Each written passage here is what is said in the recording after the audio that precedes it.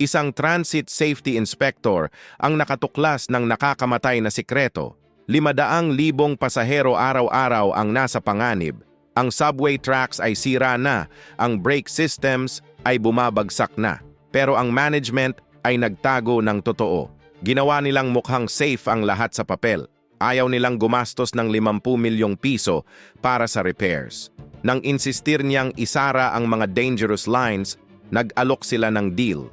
Early retirement, full pension, plus 100,000 piso.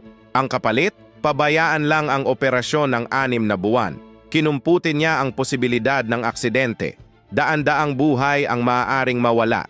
Mga gabing walang tulog. 20 taong pensyon niya ay mawawala. Ang pamilya niya ay maghihirap.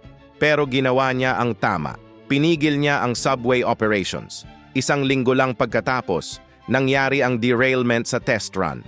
Walang namatay dahil walang pasahero. Federal funding ang dumating para sa repairs. Naging National Rail Safety Expert siya.